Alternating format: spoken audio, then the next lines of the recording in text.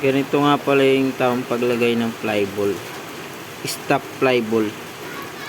Kita nyo ba yung may puti na yan? Ito puro itim. Ganito yan paglagay. Nakikita nyo ito. Diba diretso siya. Tapos dito may uwang. Diba? May uwang dito. Itong isa. Ang tamang paglagay dyan, itong may puti, itong itim. Ganyan dapat yan. Itong puti dito. Dito. Ganyan. Ganyan dapat tamang paglagay niyo. Ganyan. Ganyan yan.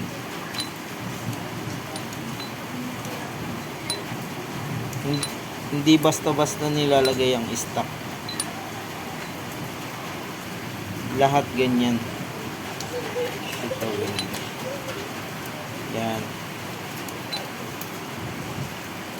Hindi lang basta-basta nilalagay yan, kaya mabilis masira yung stock na flyball mo dahil mali yung paglalagay.